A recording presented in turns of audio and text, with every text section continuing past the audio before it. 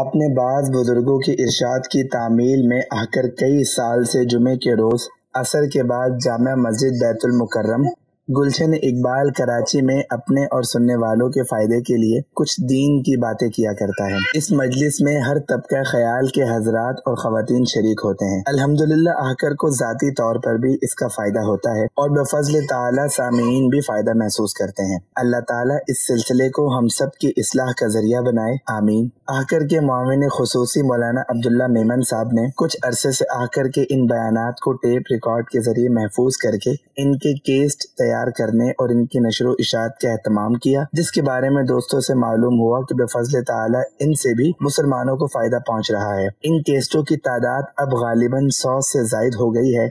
انہی میں سے کچھ کیسٹوں کی تقاریر مولانا عبداللہ صاحب نے قلم بند بھی فرما لی اور ان کو چھوٹے چھوٹے کتابچوں کی شکل میں شائع کیا۔ اب وہ ان تقاریر کا ایک مجموعہ اصلاحی خطبات کے نام سے شائع کر رہے ہیں۔ ان میں سے بعض تقاریر پر آخر نے نظر ثانی بھی کی ہے اور مولانا موصوف نے ان پر ایک مفید کام یہ بھی کیا ہے کہ تقاریر میں جو احادیث آئی ہیں ان کی تخریج کر کے ان کے حوالے بھی درج کر دیے ہیں اور اس طرح ان کی افادیت بڑھ گئی ہے۔ اس کتاب کے مطالعے کے وقت یہ بات ذہن میں رہنی چاہیے کہ یہ کوئی باقاعدہ تصنیف نہیں ہے بلکہ تقریروں کی تخلیص ہے جو کیسٹوں کی مدد سے تیار کی گئی ہے، لہذا اس کا اسلوب تحریری نہیں بلکہ خطابی ہے۔ اگر کسی مسلمان کو ان باتوں سے فائدہ پہنچے تو یہ محض اللہ تعالیٰ کا کرم ہے جس پر اللہ تعالیٰ کا شکر ادا کرنا چاہیے، اور اگر کوئی بات غیر محتاط یا غیر مفید ہے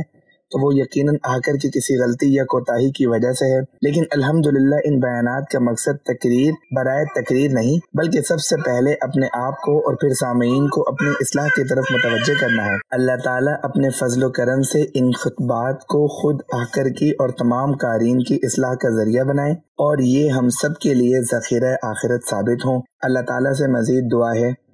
کہ وہ ان خطبات کے مرتب اور ناشر کو بھی اس خدمت کا بہترین صلہ عطا فرمائے، آمین۔